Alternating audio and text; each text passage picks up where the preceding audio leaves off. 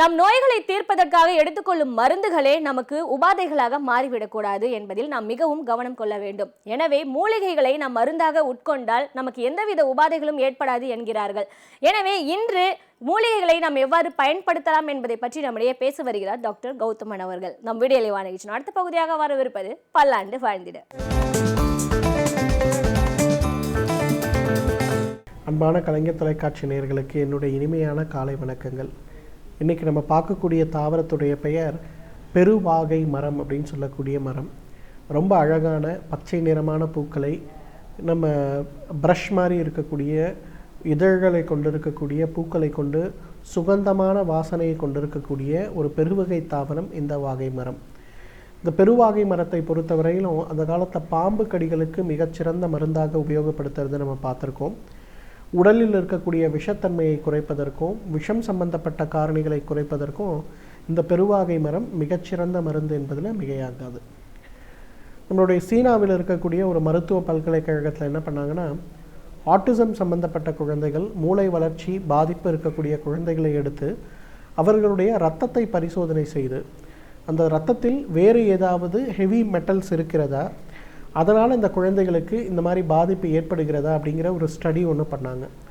ஒரு 1000 குழந்தைகளை கூப்பிட்டு அந்த 1000 குழந்தைகளுடைய இரத்த சாம்பிள்ஸ் எடுத்து அதை ஸ்டடி செய்து பார்க்கும்போது அந்த 1000 குழந்தைகளில் கிட்டத்தட்ட 940 பேருக்கு அவங்க இரத்தத்தில் பாதரசம் சொல்லக்கூடிய மெர்க்குரியுடைய அளவு மிக அதிகமாக இருந்ததை கண்டுபிடிச்சாங்க. அந்த குழந்தைகளுக்கு மெர்க்குரியை இயற்கையாக உடலை விட்டு வெளியேறக்கூடிய சிகிச்சை கொடுக்கும்போது ஆட்டிசம் சம்பந்தப்பட்ட பாதிப்புகள் குறைகிறதா அப்படிங்கிற ஒரு ஆராய்ச்சி அவங்க மேற்கொண்டாங்க. 2003 அந்த ஆராய்ச்சி நடந்து கொண்டிருக்கிறது. அந்த ஆராய்ச்சியில் முக்கியமாக என்ன பண்ணாங்கன்னு பார்த்தீங்கன்னா, குழந்தைகளாக இருக்கிறதுனால அதிகமான மருந்துகள் இல்லாமல் இயற்கையான காரணிகளை கொண்டு எவ்வாறு உடலை சுத்தப்படுத்த முடியும் அப்படிங்கிற ஒரு ஆராய்ச்சி அவங்க மேற்கொண்ட போது அதில் பெருவாகை மரம் ஒரு மிகச்சிறந்த மருந்தாக இருந்ததை கண்டுபிடிச்சாங்க. பெருவாகை மரத்திலிருந்து எடுக்கக்கூடிய மரப்பட்டை, அந்த மரப்பட்டையிலிருந்து எடுக்கக்கூடிய ஒரு கஷாயம் போல், ஒரு மூலிகை தேநீர் போல் ஒரு மருந்து.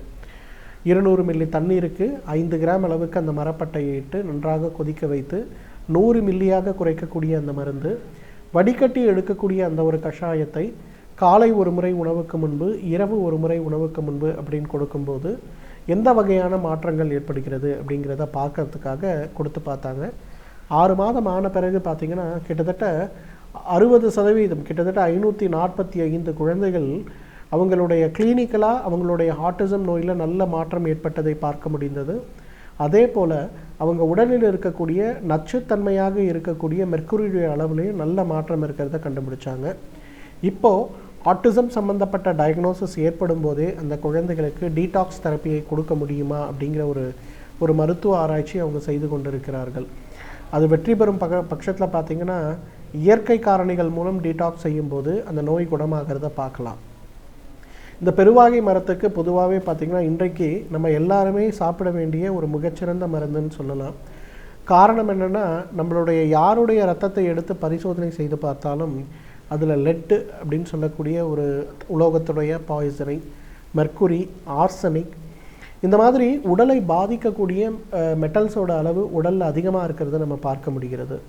இதற்கு காரணம் பூச்சிக்கொல்லி மருந்துகள், புகையிலிருந்து வெளிவரக்கூடிய நிறைய காரணிகள், தண்ணீரிலிருந்து வரக்கூடிய காரணிகள்னு சொல்லிட்டு நிறைய விஷயங்களை நம்ம பார்க்குறோம்.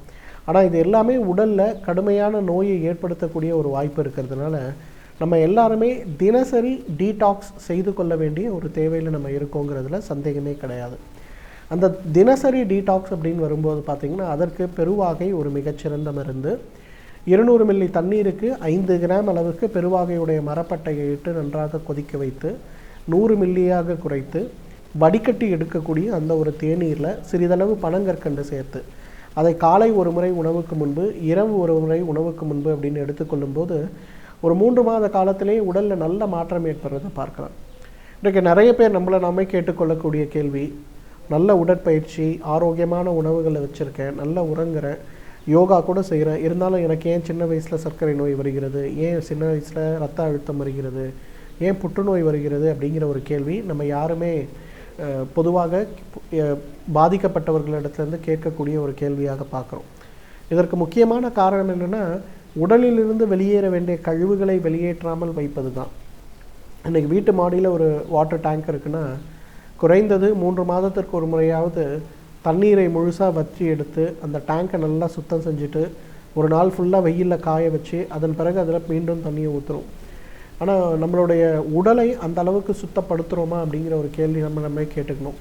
ஒரு நாளைக்கு 3 வேளை உணவுகள் சாப்பிட்றோம், ஒரு நாளைக்கு 3 லிட்டர் அளவுக்கு தண்ணீர் குடிக்கிறோம். உடலுக்கு ஒத்துக்காத மது அருந்தக்கூடிய புகைப்பிடிக்கக்கூடிய பழக்கங்கள் வேறு இன்றைக்கு நிறைய இருக்குது. காய்கறிகளில் போடக்கூடிய பூச்சி மருந்துகள், தண்ணீரில் இருக்கக்கூடிய பூச்சி மருந்துகள், சுவாசிக்கின்ற காற்றில் இருக்கக்கூடிய பூச்சி மருந்துகள்னு உடலை பாதிக்கக்கூடிய நிறைய காரணிகள் இன்றைக்கு இருக்கிறத பார்க்குறோம். அப்படி இருக்கும்போது இதையெல்லாம் சுத்தப்படுத்தக்கூடிய ஒரு வேலைகளை நம்ம அட்லீஸ்ட் தொடர்ந்து செய்து கொண்டு இருந்தால் தான் இன்றைக்கு நமக்கு வயோதிகத்தின் போது 60 வயதுக்கு மேலே வரக்கூடிய எந்த ஒரு பிரச்சனையாக இருந்தாலும் நம்ம தவிர்க்க முடியும்.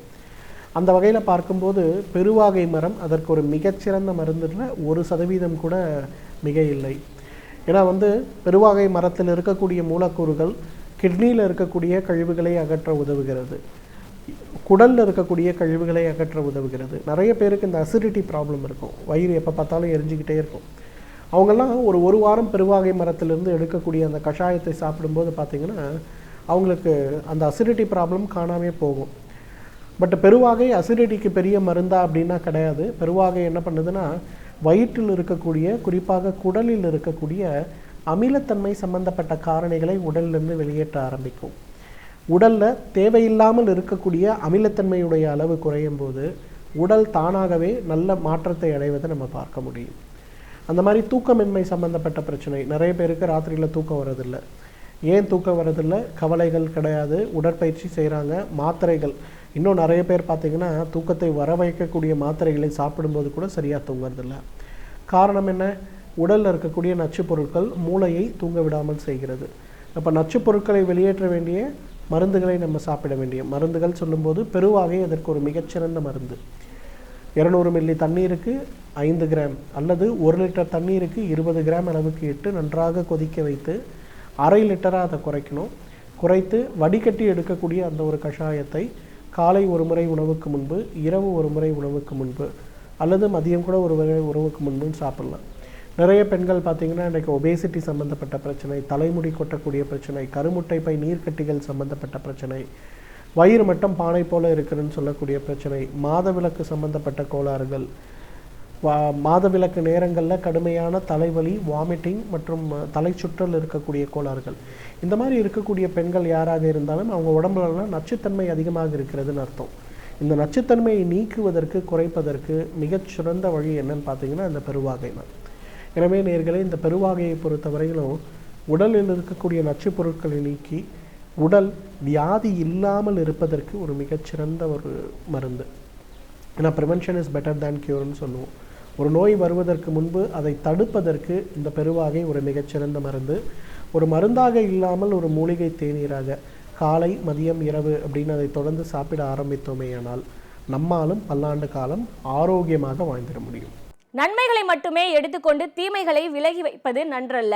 இரண்டையும் அறிந்திருப்பது ஒரு மனிதன் மிகவும் நன்மையாகிறது என்கிறார்கள். எனவே இன்று நம் சமூகத்தை பற்றியும் அதில் உள்ள நன்மை தீமைகளை பற்றியும் நம்மிடையே பகிர்ந்து கொள்ள வருகிறார் எழுத்தாளர் மனுஷபுத்திரன் அவர்கள். நம் விடியலை வா நிகழ்ச்சியின் அடுத்த பகுதியாக வரவிருப்பது தீதும் நன்றும்.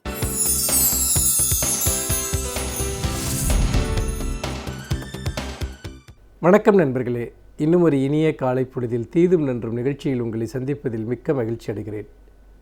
ஒரு நாட்டினுடைய அரசியல் மாற்றங்கள், ஒரு நாட்டினுடைய பொருளாதார மாற்றங்கள், ஒரு நாட்டினுடைய வளர்ச்சி என்பது அந்த நாட்டினுடைய இளைஞர்களுடைய கையில் தான் இருக்கிறது. இளைய தலைமுறையினர் தான் ஒரு நாட்டினுடைய அனைத்து அம்சங்களையும் அடுத்த கட்டத்திற்கு கொண்டு செல்கிறார்கள். அது மட்டுமல்ல, ஒரு நாட்டினுடைய மரபுகளை பாதுகாப்பதிலும் ஒரு நாட்டினுடைய பண்பாட்டு வேர்களை பாதுகாப்பதிலும் கூட இளைஞர்களுக்கு ஒரு மிகப்பெரிய ஒரு பங்கு இருக்கிறது. ஆனால் நம்முடைய நாட்டுப்பற்று என்பது அல்லது நம்முடைய அரசியல் ரீதியான பற்று என்பது, நம்முடைய சமூகப்பற்று, சமூக உணர்வு என்பது அது ஒரு சரியான முற்போக்கான அரசியல் இயக்கங்களோடு சேர்ந்து வேலை செய்கிற போது மட்டும்தான் அதற்கு ஒரு திசை கிடைக்கும், அதற்கு ஒரு வழி கிடைக்கும். மாறாக நம்முடைய ஒரு அரசியலற்ற ஒரு தன்மை என்பது அல்லது அரசியல் ரீதியான பார்வைகளற்ற அரசியல் கோஷங்கள் என்பது நம்மை எங்கும் வழிநடத்தி செல்லாது என்பதை பலமுறை நாம் வரலாற்றில் சந்தித்திருக்கிறோம். இன்னொன்று, ஒரு அரசியல் இயக்கத்தினுடைய வலிமை இல்லாத அல்லது ஒரு அரசியல் இயக்கத்தினுடைய பாதுகாப்பு இல்லாத தன்னெழுச்சியான மாணவர் எழுச்சிகளை ஒரு அரசு மிக சுலபமாக எதிர்கொண்டு விடும். ஒரு அதிகாரம் சுலபமாக அவற்றை கையாண்டு விடும். அவற்றை கலைப்பது அல்லது அவற்றை சிதறடிப்பது என்பது ஒரு அரசிற்கு மிகவும் சுலபமாகிவிடும் என்பதையும் நாம் வரலாற்றில் பலமுறை நாம் பார்த்திருக்கிறோம். மெரினாவில் நடந்த இளைஞர் எழுச்சியையும் அல்லது இளைஞர் போராட்டத்தையும் நாம் அந்த வகையில் நாம் புரிந்து கொள்வது மிக மிக முக்கியம் என்று நினைக்கிறேன். அந்த எழுச்சி என்பது மகத்தானது என்பதில் எந்த சந்தேகமும் இல்லை. அந்த போராட்டம் என்பது மகத்தானது என்பதில் எந்த சந்தேகமும் இல்லை. நம்முடைய இளைஞர்களை பற்றி பொதுவாக என்ன ஒரு கருத்து அல்லது கருத்து நிலை முன்வைக்கப்படுகிறது என்று சொன்னால், அவர்கள் ஏதோ பொறுப்பற்றவர்கள், சமூக உணர்வற்றவர்கள், தங்களுடைய பண்பாட்டு வேர்களோடு தொடர்பற்றவர்கள், வெற்று கேளிக்கைகளில் மூழ்கி கிடப்பவர்கள், அல்லது பொருள் ஈட்டுவதையே நோக்கமாக கொண்டவர்கள், இப்படித்தான் நாம் தொடர்ந்து நம்பி வந்திருக்கிறோம். இந்த தலைமுறை இளைஞர்களை பற்றி மிகவும் எதிர்மறையான எண்ணங்கள் தொடர்ந்து உருவாகி வந்திருக்கின்றன. பல சமயங்களில் அந்த இளைஞர்கள் அப்படித்தான் இருக்கிறார்களோ என்று சந்தேகிக்கத்தக்க அளவில் அவர்களுமே கூட எந்த விதமான ஒரு சமூக பிரச்சனைகளிலும் அவ்வளவாக அக்கறை காட்டாதவர்கள் போன்ற ஒரு நிலை இருந்து வந்திருக்கிறது. ஆனால் அவையெல்லாம் வெறும் கற்பிதங்கள் மட்டும்தான். உண்மையில் நம்முடைய இளைஞர்கள் மிக ஆழமான சமூக கவலைகளை கொண்டிருக்கிறார்கள், சமூக அக்கறைகளை கொண்டிருக்கிறார்கள் என்பதை நிரூபிக்கும் விதமான பல சம்பவங்கள் சமீப காலங்கள் தமிழகத்தில் நடந்திருக்கிறது. 2 ஆண்டுகளுக்கு முன்பு, அதாவது ஈழத்தமிழர்களுக்கு ஆதரவாக, அதாவது ஜெனீவாவில் நடந்த அந்த தீர்மானம், ஐநா சபையில் நடந்த அந்த தீர்மானத்திற்கு ஆதரவாக, இலங்கைக்கு எதிராக கொண்டு வந்த அந்த அமெரிக்க தீர்மானத்திற்கு ஆதரவாக இந்தியா வாக்களிக்க வேண்டும் என்று சொல்லி ஒரு மிகப்பெரிய மாணவர் கிளர்ச்சி தமிழகத்தில் நடந்தபோதுதான் உண்மையில் இங்கு மாணவர்களுடைய சமூக உணர்வு ஒன்றும் அப்படி நாம் மடிந்து போய்விடவில்லை என்கிற உணர்வை பெற்றோம். அதற்கு பிறகு நீங்கள் சென்னையில் வந்த அந்த மிகப்பெரிய பெரு வெள்ளம், அந்த வெள்ளத்தின் போது இளைஞர்கள் முன்வந்து நின்று மக்களுக்காக அவர்கள் போராடியதை, மீட்புப் பணியில் ஈடுபட்டதை கண்டோம். இதோ இப்பொழுதும் இளைஞர்கள் ஜல்லிக்கட்டிற்காக அவர்கள் கூடி நின்றார்கள். அவர்கள் ஜல்லிக்கட்டிற்காக லட்சக்கணக்கான இளைஞர்கள், மாணவர்கள் கூடி நின்ற போது ஜல்லிக்கட்டை மட்டும் அவர்கள் கோரவில்லை, விவசாயிகள் பாதுகாக்கப்பட வேண்டும் என்று கூறினார்கள். நம்முடைய பாரம்பரிய விவசாயம் பாதுகாக்கப்பட வேண்டும் என்று கூறினார்கள். அந்நிய பொருள்களுக்கு எதிர்ப்பை வெளிப்படுத்தினார்கள். நம்முடைய நீர் உரிமைகள், இயற்கை உரிமைகள் பாதுகாக்கப்பட வேண்டும் என்று கூறினார்கள். இந்த கோஷங்களை எல்லாம் அன்றைக்கு மெரினா கடற்கரையில் கேட்டபோதுதான் நம்முடைய இளைஞர்கள் உண்மையில் இந்த பிரச்சனையில் எல்லாம் அக்கறை கொண்டிருக்கிறார்கள், புரிந்து கொண்டிருக்கிறார்கள், அவர்களுக்கு அதை வெளிப்படுத்துவதற்கான ஒரு சந்தர்ப்பம் தான் தேவைப்பட்டது என்கிற ஒரு நிலையை நாம் பார்த்தோம். ஆனால் அந்த இளைஞர்களிடமிருந்து சிலர் அரசியல் கட்சிகளே எங்களுக்கு வேண்டாம் அல்லது அரசியல் ரீதியான இயக்கங்களுடைய தொடர்பே எங்களுக்கு வேண்டாம் என்று கோஷமிட்ட காட்சியையும் பார்த்தோம். இது உண்மையிலேயே இந்த இளைஞர்கள் ஒருபுறம் சமூக பிரச்சனைகளில் அல்லது பொருளாதார பிரச்சனைகளில் விழிப்புணர்ச்சி பெறுகிறார்கள். ஆனால் இந்த விழிப்புணர்ச்சியை எப்படி ஒரு அரசியல் போராட்டமாக மாற்றுவது என்பதை பற்றிய ஒரு வழிகாட்டுதல் இல்லாமல் இருக்கிறார்கள் என்பதைத்தான் பார்க்க முடிந்தது. இந்த எந்த இளைஞர்கள் அரசியலே தங்களுக்கு வேண்டாம், அரசியல் கட்சிகளே தங்களுக்கு வேண்டாம் என்று சொன்னார்களோ அந்த இளைஞர்களை பிரதிநிதித்துவப்படுத்திய சிலரே பிறகு இந்த போராட்டம் என்பது ஒரு மிகப்பெரிய அளவிற்கான ஒரு சமூக மோதலாக, காவல்துறைக்கும் போராடியவர்களுக்கும் இடையிலான மோதலாக வெடித்தபோது அரசியல் கட்சிகளை நோக்கி எங்களுக்கு வழிகாட்டுங்கள் என்று கேட்கக்கூடிய ஒரு நிலை ஏற்பட்டது. எதனால் அந்த நிலை ஏற்பட்டது? ஏனென்றால் அதிகாரத்தினுடைய வழிமுறைகள் சிக்கலானவை, அதிகாரத்தினுடைய வழிமுறைகள் மிகவும் வலிமை மிகுந்தவை. அப்படிப்பட்ட ஒரு சூழ்நிலையில் அந்த அதிகாரத்தினுடைய வழிமுறைகளை எதிர்கொள்ள வேண்டும் என்றால் அதற்கு அரசியல் மாற்றங்கள் தேவை, அரசியல் இயக்கங்கள் தேவை, அரசியல் இயக்கங்களோடு அவர்கள் இணைந்து நிற்க வேண்டும். ஆனால் பொதுவாக இங்கே என்ன ஒரு விஷயம் தொடர்ந்து இளைஞர்களுக்கு கற்றுத்தரப்படுகிறது என்று சொன்னால், அரசியல் என்பதே மோசமானது, அரசியல் என்பதே தவறானது, அரசியல் என்பதே ஏதோ எதிர்மறையான விஷயங்களுக்கு உரியது என்கிற எண்ணம் இளைஞர்களிடம் புகுத்தப்படுகிறது. ஆனால் நம்முடைய நாட்டில் நடந்த எல்லா மாற்றங்களையும் நினைத்து பாருங்கள். இந்திய சுதந்திர போராட்டம் என்பது ஒரு அரசியல் போராட்டம் இல்லையா?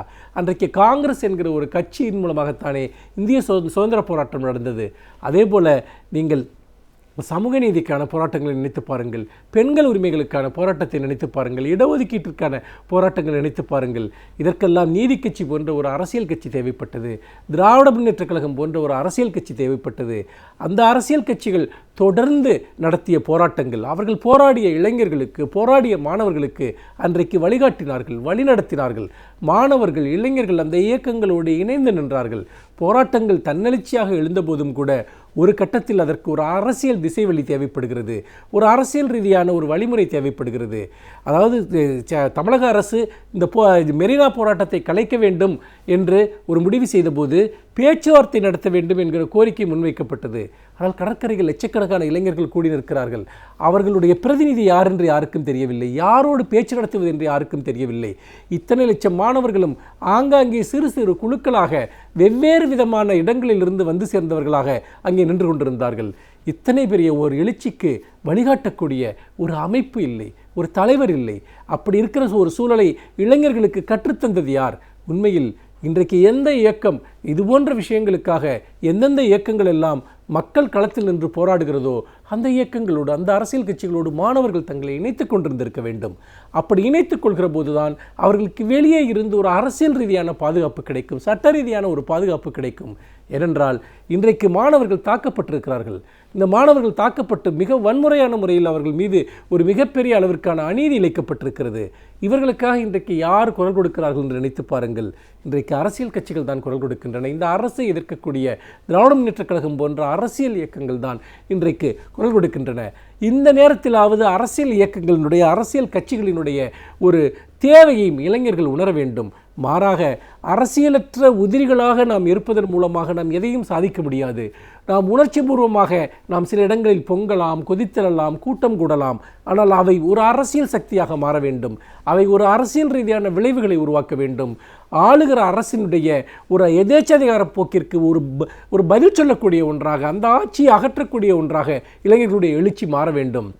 அதற்கு அரசியல் இயக்கங்கள் தேவை, அரசியல் கட்சிகள் தேவை.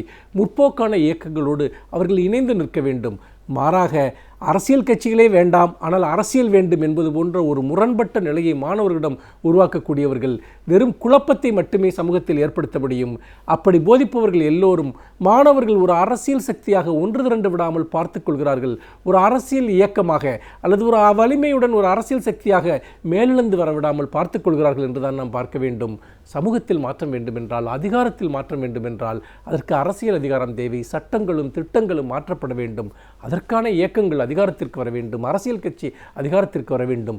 எனவே மாற்றத்திற்காக அவர்கள் இருக்கிற கட்சிகளில் எந்த கட்சி என்பது வலிமையானதோ, எந்த கட்சி வலிமையான எதிர்க்கட்சியாக செயல்படுகிறதோ அந்த கட்சியோடு இணைந்து நிற்பதுதான் அவர்களுடைய போராட்டத்திற்கு வலிமை சேர்க்கும் என்று சொல்லி மீண்டும் இன்னும் ஒரு புதிய சிந்தனையோடு உங்களை சந்திக்கிறேன். நன்றி, வணக்கம்.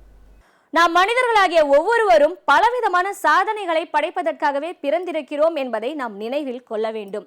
சாதனைகள் படைப்பது என்று மிகவும் சுலபமான ஒன்றல்ல. ஆனால் சாதனையை படைத்தவர்கள் அவர்களுடைய அனுபவங்களை நம்முடன் பகிர்ந்து கொள்ளும் போது அது நமக்கு சிறந்த வழிகாட்டுதலாக அமைகின்றது. எனவே இன்று என்ன சாதனையாளரை நாம் சந்திக்க போறோம் என்பதை பார்க்கலாம். நம் விடியலை வா நிகழ்ச்சியின் அடுத்த பகுதியாக வரவிருப்பது சிறப்பு விருந்தினர் பகுதி.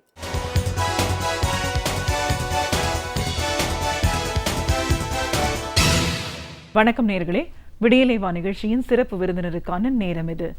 இன்றைய சிறப்பு விருந்தினர் அழகு மற்றும் ஒட்டுறுப்பு அறுவை சிகிச்சை நிபுணர் டாக்டர் சிவகுமார்.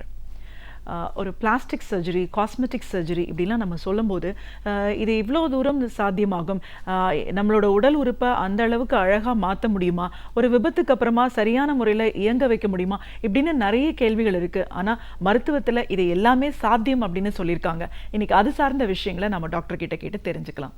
வணக்கம் டாக்டர். அழகு மற்றும் ஒட்டுறுப்பு அறுவை சிகிச்சை நிபுணராக முதல்ல எங்கள் நிகழ்ச்சிக்கு உங்களை நாங்கள் வரவேற்கிறோம் சார். நம்ம இன்றைக்கி சொல்கிறோம் காஸ்மெட்டாலஜின்னு சொல்கிறோம், பிளாஸ்டிக் சர்ஜரின்லாம் சொல்கிறோம். இதெல்லாம் வந்து கேட்குற போதே ஏதோ தனியாக ஒரு உறுப்பு, ஒரு பிளாஸ்டிக்கை கொண்டு வந்து வச்சுருவாங்களோ இப்படின்னு சந்தேகப்படுற நிறைய பேரும் இருக்காங்க. இல்லை இது வெறும் அழகுக்கான விஷயங்கள் தான், வெளி தோற்றத்தில் முகம் அழகு பண்ணுறதுக்குன்னு சொல்கிறதையும் பார்க்குறோம். ஆனால் இதில் நிறைய நுணுக்கங்கள் இருக்குது. ஒட்டுறுப்புன்னு பார்க்கும்போது உடலில் ஏதாவது ஒரு குறைபாடு இருந்தாலோ, இல்லை விபத்துக்கள்னால பிரச்சனைகள் வந்தாலோ, வியாதியினால் எல்லாத்துக்குமே ஒரு தீர்வு இருக்குது. நம்ம இயல்பான பழைய நிலைக்கே 90% நம்ம கொண்டு வரதுக்கான ஒரு வாய்ப்பு இருக்கு. விஞ்ஞானம் அவ்வளோ வளர்ந்துருக்கு அப்படின்னு சொல்கிறத பார்க்கும். அதை நீங்கள் செஞ்சிட்ருக்கீங்க அப்படிங்கிற முறையில் உண்மையிலேயே இந்த பிளாஸ்டிக் சர்ஜரி, காஸ்மெட்டிக் சர்ஜரி அப்படிங்கிறது என்ன, எதுக்கெல்லாம் இது சாத்தியம், எவ்வளோ தூரம் சாத்தியப்படும் இப்படின்னு எங்கள் நேர்களோட முழுமையாக பகிர்ந்துக்கிட்டோம் சார். முதல்ல இந்த அழகு மற்றும் ஒட்டுறுப்பு அறுவை சிகிச்சை அப்படிங்கிறது என்னலேருந்து பேச ஆரம்பிக்கலாம். அதாவது அழகு மற்றும் ஒட்டுறுப்பு அறுவை சிகிச்சை அப்படிங்கிறது ஒரு தனி பிரான்ச்.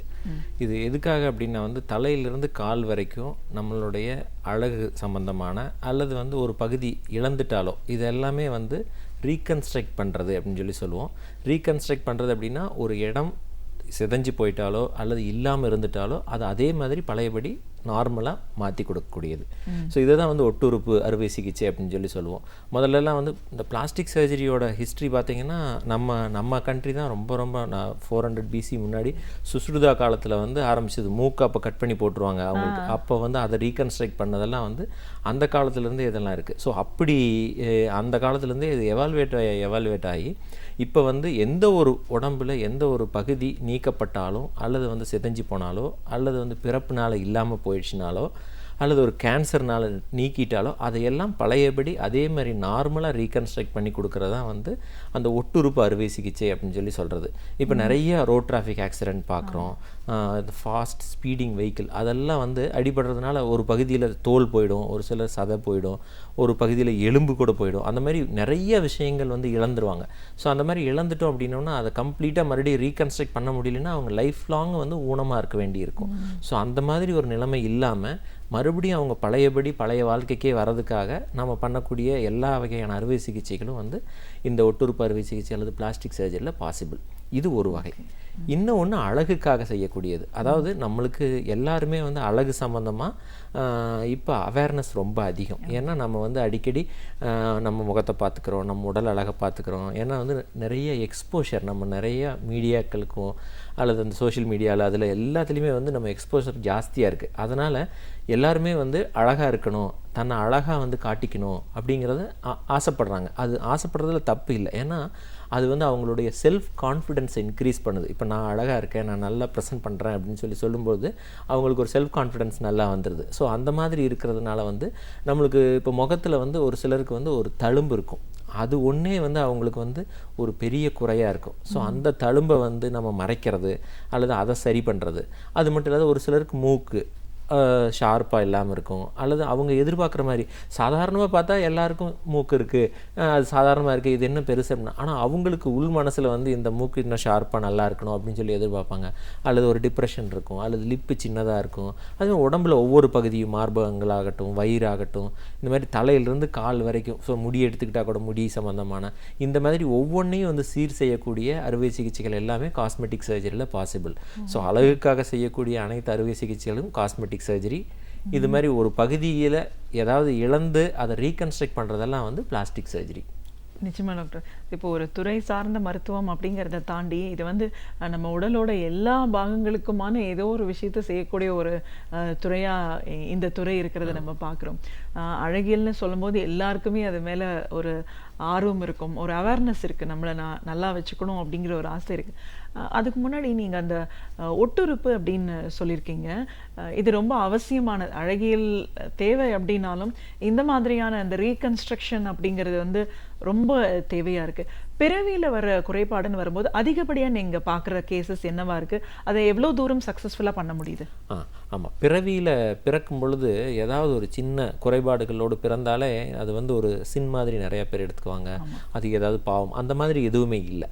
அதாவது பிறவியில் நிறையா பேர்த்துக்கு வரக்கூடிய பிரச்சனைகள் இதுதான் காரணம் அப்படின்னு சொல்ல முடியாது. அது தானாக வரலாம். ரெண்டாவது அந்த கருவுற்றிருக்கும் பொழுது ஒரு சில மருந்து மாத்திரைகள் சாப்பிடுவதாலோ அல்லது இந்த ரேடியேஷன் அதெல்லாம் இருக்கிறதுனால ஒரு சில குறைபாடுகள் எல்லாமே வரும். ஸோ இந்த மாதிரி வர்றது எல்லாமே நம்ம சரி பண்ண முடியும்.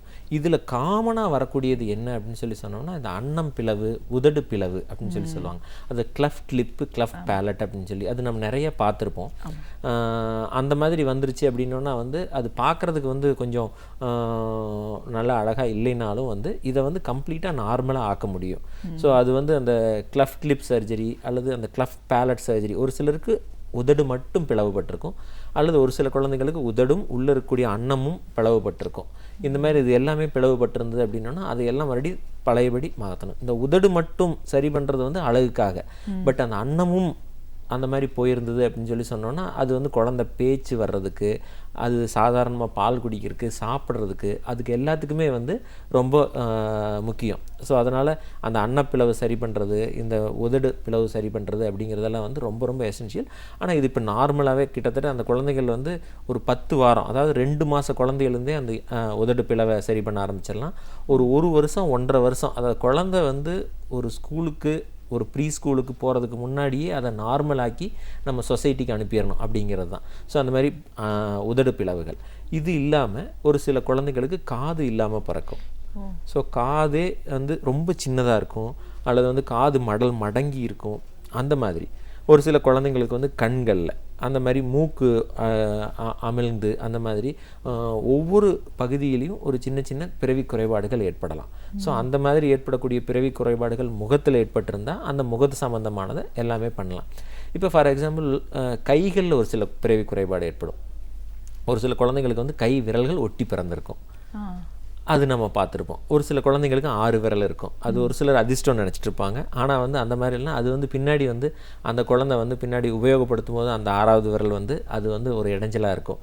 அந்த குழந்தை பின்னாடி ஒரு சர்ஜனாக ஆயிடுச்சுன்னா ஒரு 6வது விரலுக்கு எங்கே போவாங்க அந்த க்ளவுஸ்?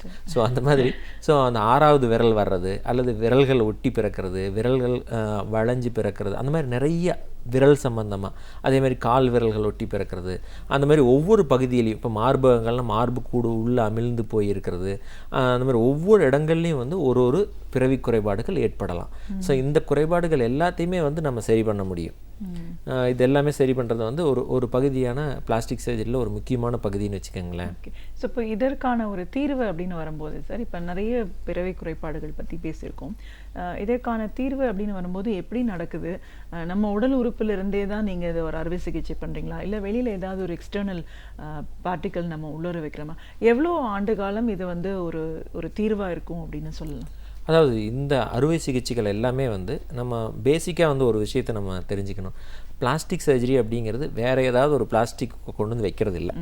பிளாஸ்டிக் சர்ஜரி அப்படிங்கிறது ஒரு நுண்ணிய முறையில் தழும்புகள் அவ்வளவா தெரியாத மாதிரி செய்யக்கூடிய ஒரு அறுவை சிகிச்சை. இதெல்லாம் நம்ம வந்து மேக்னிஃபை பண்ணி, அதாவது ஒரு பகுதி அப்படின்னா அந்த பகுதியை கொஞ்சம் பெருசாக நம்ம அந்த கண்ணாடி வழியாக பார்த்து அது அந்த சரியான சதைகளை கரெக்டான வகையில் கரெக்டாக பிரித்து அதாவது கரெக்டாக ரிப்பேர் பண்ணி, ஒரு சிலருக்கு வந்து வேறு இடங்கள்லேருந்து தோலோ அல்லது சதையோ எடுத்து கொண்டு வந்து வைக்க வேண்டியிருக்கும். இது வந்து 99% நம்மளுடைய பாடியில் இருக்கக்கூடிய ஓன் தசைகளை தான் உபயோகப்படுத்தி ஆப்ரேஷன் பண்ணுவோம். ரொம்ப ரொம்ப ரொம்ப ரொம்ப ரேராக தான் வேறு தசைகளை வந்து உபயோகப்படுத்த வேண்டியிருக்கும். அதுக்கு அந்த ப்ராஸ்தட்டிக் மெட்டீரியல் அந்த மாதிரியெல்லாம் இருக்குது. அதெல்லாம் வந்து ரொம்ப ரொம்ப ரேராக. பட் 99% நம்ம வந்து உபயோகப்படுத்துறது நம்ம உடம்பில், அதாவது அவங்கவுங்க உடம்பில் இருக்கக்கூடிய தசைப்பகுதிகளையே உபயோகப்படுத்த இது பண்ணுறோம். ஃபார் எக்ஸாம்பிள் நம்ம இந்த உதடு பிளவு பற்றி பேசிகிட்டு இருந்தோம். உதடு பிளவுப்பட்டு பெருசாக இருக்கிற மாதிரி இருக்கும். பட் ஆனால் அந்த சதைகளை எல்லாம் கரெக்டாக நம்ம ரீப்ளேஸ் பண்ணோம் அப்படின்னோன்னா வேறு இடத்துலேருந்து சதை எடுத்தெல்லாம் வைக்க வேண்டியிருக்காது. அங்கே இருக்கிற சதையை போதுமான அளவுக்கு இருக்கும்.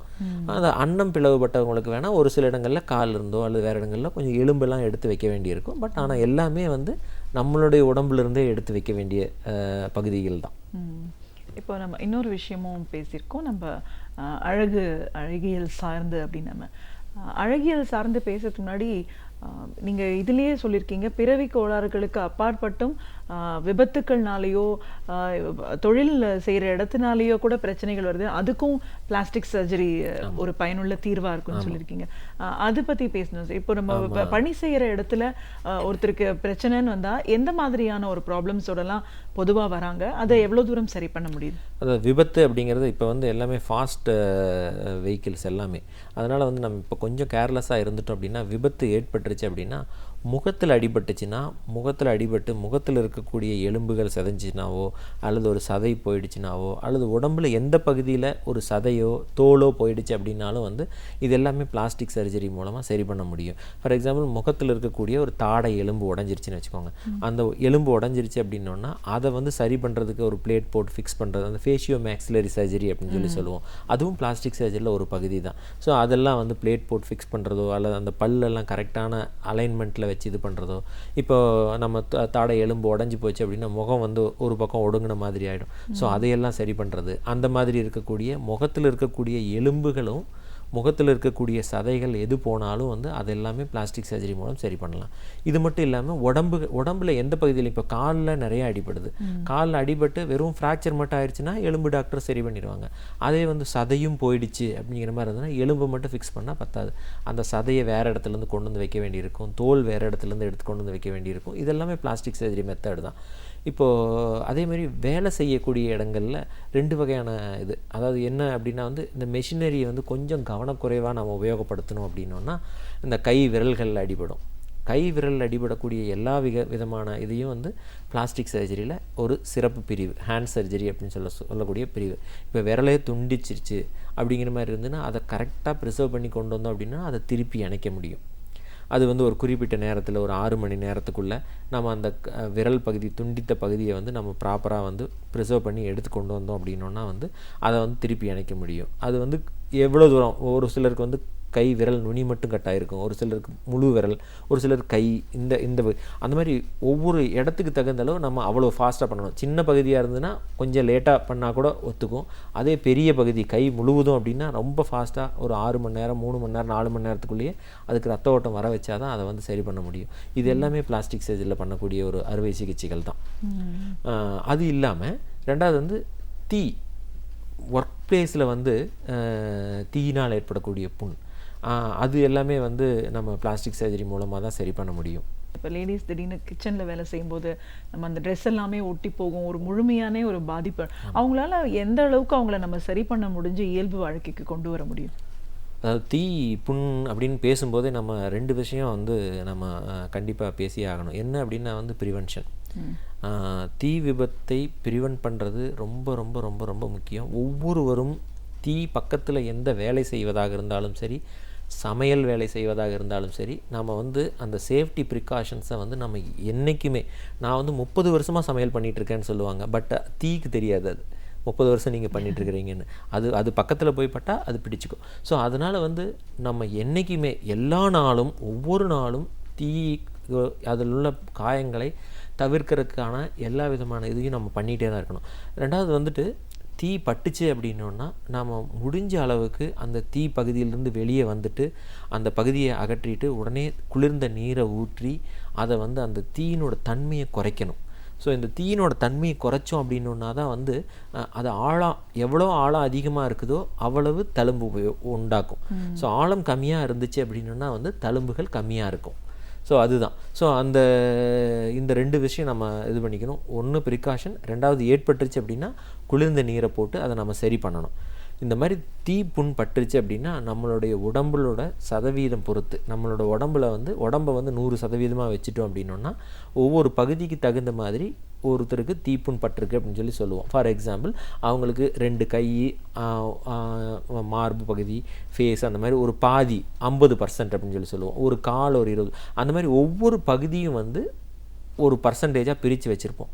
ஸோ இதில் வந்து இந்த எவ்வளவு பர்சன்டேஜ் பேர்ன்ஸ் ஆகுதோ அதை பொறுத்து அவங்களுடைய ப்ரொக்னோசிஸ் மாறுபடும். இப்போ ஒருத்தருக்கு வந்து ஒரு 90%, 100% அப்படியெல்லாம் ஆச்சு அப்படின்னா வந்து அவங்களுடைய சர்வைவல் ரேட் வந்து குறைஞ்சிட்டே போகும். இதே வந்து குறைவான பர்சன்டேஜ் ஒரு 20%, 30% அப்படின்னா அவங்கள வந்து ஈஸியாக காப்பாற்றி கொண்டு வர முடியும். ஒன்று. ரெண்டாவது வந்து இந்த மாதிரி தழும்பு, இந்த மாதிரி தீ காயங்கள் பட்டுச்சு அப்படின்னா தழும்பு இல்லாமல் எப்படி பண்ணுறது அப்படிங்கிற மாதிரி இருந்ததுன்னா, அதாவது சூப்பர்ஃபிஷியலாக நம்ம தோலில் வந்து 5 லேயர்கள் இருக்குது. அந்த 5 லேயர்களில் ஒவ்வொரு லேயரும் குறைய 1 டிகிரின்னு சொல்லுவோம். அந்த மாதிரி அது வந்து அந்த 1st டிகிரி 2nd டிகிரி அந்த மாதிரி இருந்ததுன்னா தழும்பு இல்லாமல் ஆறிடும். அதே 3rd degree 4th degree 5th டிகிரின்னு ஆழமாக போச்சுன்னா தழும்போடு தான் வந்து அந்த புண்கள்லாம் ஆறும். ஸோ அந்த மாதிரி இருந்தது அப்படின்னா ஒரு சிலருக்கு வந்து வேறு இடங்கள்லேருந்து தோல் எடுத்து வைக்க வேண்டியிருக்கும். அந்த மாதிரி ஒரு ஆப்ரேஷன் பண்ணி தான் சரி பண்ண வேண்டியிருக்கும். இப்படி எல்லாமே பண்ணினாலும் தழும்பை வந்து எப்படி வந்து காப்பாற்றணும் அப்படின்னா வந்து அதுக்கு தேவையான மாய்ஸ்சரைசிங் க்ரீம்ஸும் ஸ்கார் மசாஜும் அதுக்கு தேவையான அந்த கம்ப்ரெஷன் கார்மெண்ட்டு இது எல்லாமே யூஸ் பண்ணணுன்னா தான் அவங்களுக்கு வந்து பழையபடி நார்மல் நிலைமைக்கு கொண்டு வர முடியும். ஒரு தழும்புன்னு ஆயிடுச்சுன்னா அந்த தழும்பை எப்படி ஃபைனாக பெட்டராக ஆக்க முடியும்னு தான் நினைக்க முடியும் இல்லையா, தழும்பே இல்லாமல் ஆக்க முடியும் அப்படின்னு நம்ம எதிர்பார்க்க முடியாது. அதனால் தழும்பு இல்லாமல் எவ்வளோ தூரம் காப்பாற்ற முடியுங்கிறது அந்த ஆரம்பகால ட்ரீட்மெண்ட்லேயே வந்து நம்ம அதெல்லாம் பண்ணணும். ஸோ அதுதான். இப்போது 2-3 விஷயங்கள் பற்றி பிளாஸ்டிக் சர்ஜரியில் பார்த்தோம். இப்போ வியாதிகள் அப்படின்னு வரும்போது நோயினாலையும் உடல் உறுப்புகள் சார்ந்த பிரச்சனைகள் வரும், அதுக்கும் ஒட்டுறுப்பு அறுவை சிகிச்சைன்றோம். பொதுவாக எந்த மாதிரியான வியாதிகளுக்கெல்லாம் இது தேவைப்படுது? அதாவது நோய்கள் அப்படின்னா முதல்ல முக்கியமானது எது அப்படின்னா வந்து கேன்சர் சம்பந்தமான வியாதிகள். அதாவது நம்ம இந்தியாவை பொறுத்த அளவுக்கு வந்து முக்கியமான கேன்சர் அப்படின்னா வந்து இந்த ஓரல் கேவிட்டி கேன்சர், அதேமாதிரி மார்பக புற்றுநோய், அதேமாதிரி மற்ற இடங்களில் வரக்கூடிய புற்றுநோய்கள். அதாவது டீப்பாக ஆர்கனில் வரக்கூடிய, இப்போ லங்கில் வரக்கூடிய புற்றுநோயோ ஸ்டொமக்கில் இருந்து வரக்கூடிய புற்றுநோயை பற்றியும் நம்ம பேச போகிறதில்ல. இப்போ அதே வந்து சர்ஃபேஸில் வரக்கூடிய புற்றுநோய்கள், இப்போ ஒரு சீக்கில் வரக்கூடியது, ஒரு தாடை எலும்பில் வரக்கூடியது, ஒரு முகத்தில் வரக்கூடியது, மார்பகங்களில் வரக்கூடிய இந்த புற்றுநோய்களை எல்லாம் அகற்றுனதுக்கப்புறம் பார்த்திங்கன்னா வந்து அந்த இடம் வந்து இல்லாமல் இருக்கும். ஸோ அந்த இடம் இல்லாமல் போச்சு அப்படின்னா, ஒரு ஃபேஸில் ஒரு பகுதி இல்லை அப்படின்னா அது ரொம்ப விகாரமாக இருக்கும். ஸோ அதை ரீகன்ஸ்ட்ரக்ட் பண்ணுறதுக்கு ரொம்ப ரொம்ப முக்கியமான முறைகள் எல்லாம் இருக்குது. அது வந்து இப்போ வந்து ரொம்ப அட்வான்ஸ்டாக அந்த மைக்ரோவாஸ்குலர் சர்ஜரி அப்படின்னு வேறொரு இடத்துலேருந்து சதையை கொண்டு வந்து அது இரத்த குழாயோடு கொண்டு வந்து அந்த இரத்த குழாயை இணைச்சி கம்ப்ளீட்டாக நார்மலாக ஆக்க முடியும். ஸோ அவங்களுக்கு ஒரு கேன்சர், ஒரு மேஜர் சர்ஜரி பண்ணியிருக்கிறாங்க அப்படின்னே தெரியாத அளவுக்கு, முடிஞ்ச அளவுக்கு அவங்கள அதே மாதிரி நார்மலாக ரீகன்ஸ்ட்ரக்ட் பண்ணுறது மட்டும் இல்லாமல் ஃபங்க்ஷனலாகும். ஃபார் எக்ஸாம்பிள் டங்கில் கேன்சர், அதான் நாக்கில் புண் வருது. நாக்கில் புண் வர்றதுக்கு காரணங்கள் நம்ம வந்து பல்வேறு காரணங்கள் இருக்குது. ஒன்று டொபாக்கோ யூஸ் பண்ணுறது, அது கம்ப்ளீட்டாக அவாய்ட் பண்ணணும். அல்லது வந்து இந்த ஷார்ப்பான டீத் வந்து அதில் உரசிட்டே இருக்கும், அது ஒரு சில சமயத்தில் கேன்சராக மாறிடும். ஸோ அந்த மாதிரி ரொம்ப காரம் அதிகமாக சாப்பிட்றது, அல்லது வாயில் இருக்கக்கூடிய ஒரு சில செப்சிஸ் அப்படின்னு சொல்லி, இந்த மாதிரி பல்வேறு காரணங்களால ஒரு நாக்கில் வந்து புற்றுநோய் வருதுன்னு வச்சுக்கோங்க. அந்த மாதிரி நாக்கில் இருக்கக்கூடிய புற்றுநோய் வந்துச்சு அப்படின்னா அதை கம்ப்ளீட்டாக நாக்கை நீக்கிட்டோம் அப்படின்னா அவங்களால பேச முடியாது, சாப்பிட முடியாது. ஸோ அவங்க லைஃப் டைமும் ஒரு டியூப் வழியாக அந்த மாதிரி இருக்க வேண்டியிருக்கும். இப்போ நம்ம இந்த பிளாஸ்டிக் சர்ஜரி, ஒரு மைக்ரோவாஸ்குலர் சர்ஜரி மூலம் அந்த டங்கை மறுபடியும் பழைய டங் மாதிரியே செஞ்சிட முடியும். ஸோ அந்த மாதிரி செஞ்சிட்டோம் அப்படின்னா அவங்களால பேச முடியும், அவங்களால நார்மலாக சாப்பிட முடியும். ஸோ இந்த மாதிரி ஒவ்வொரு பகுதியும், இப்போ தாடை எலும்பு எடுத்துட்டாங்க அப்படின்னா காலிலிருந்து எலும்பு எடுத்து அதேமாதிரி தாடை எலும்பு மாதிரியே வச்சு அதில் பல் கூட பொருத்தி அந்த மாதிரி பண்ண முடியும். ஸோ அந்த மாதிரி ஒவ்வொரு பகுதிக்கும், இப்போ மார்பகங்கள் நீக்கிட்டாங்க அப்படின்னா மார்பகங்கள் நீக்கினா அந்த பகுதி வந்து ஒரு வெறுமையாக இருக்கும். ஸோ அந்த பகுதிக்கு வந்து நம்ம வேறு இடத்துலேருந்து சாதா கொண்டு வந்து அதேமாதிரி மார்பகங்கள் மாதிரியே ரீகன்ஸ்ட்ரக்ட் பண்ணிக்க முடியும். ஸோ இதனால் கேன்சர் சம்மந்தமாக வரக்கூடிய சர்ஃபேஸில் இருக்கக்கூடிய எல்லா விதமான பிரச்சனைகளையும் வந்து நம்ம இந்த மாதிரி ஒரு பிளாஸ்டிக் சர்ஜரி செஞ்சு பண்ண முடியும். ஓகே, அழகியல்னு பேசும்போது சாதாரணமாக நீங்கள் இந்த முகத்தில் வெளி தோற்றத்தில் ஒரு பிரச்சனை அப்படிங்கிறது ஒரு காலகட்டத்தில் இந்த துறையில் இருந்தது தாண்டி இன்னைக்கு ஒரு உறுப்புலையும் நம்ம அதை வந்து ஏஸ்தட்டிக் பர்பஸ்க்காக எப்படி மாற்ற முடியும் அப்படின்னு விஞ்ஞானம் வளர்ந்துருக்கு அப்படின்னு சொல்கிறாங்க. ஸோ ஒரு சர்ஜன்ற முறையில் நீங்கள் எப்படி பார்க்குறீங்க, எந்த அளவுக்கு நம்மளுக்கு வந்து அழகியல் சார்ந்த விஷயங்களில் அறுவை சிகிச்சைகள் நடந்துட்டுருக்கு? அதாவது காஸ்மெட்டிக் சர்ஜரி அப்படிங்கிறது இப்போ வந்து ரொம்ப ஃபாஸ்ட்லி பிக்கிங் அப் சர்ஜரி. இப்போ நிறைய பேர் காஸ்மெட்டிக் சர்ஜரிக்காக வர ஆரம்பிச்சிருக்கிறாங்க. காஸ்மெட்டிக் சர்ஜரியில் காமனாக 2 விஷயத்துக்காக வந்து காமனாக வருவாங்க. முகம் சம்பந்தமான எல்லா விதமான அழகு சம்பந்தமான அறுவை சிகிச்சைகளுக்காகவும், முடி சம்பந்தமான அறுவை சிகிச்சைகளுக்காகவும், அல்லது வந்து உடல் சம்பந்தமான உடல் பருமனால் வரக்கூடியது, மார்பகங்கள் சம்பந்தமான இது எல்லாமே வந்து அழகுக்காக ஒவ்வொன்றும் பண்ணலாம். ஃபார் எக்ஸாம்பிள் ஆண்களுக்கு முடி கொட்ட ஆரம்பிச்சதுன்னா வந்து அவங்களுக்கு அந்த பேல்ட்னஸ் அப்படின்னு சொல்லுவோம்.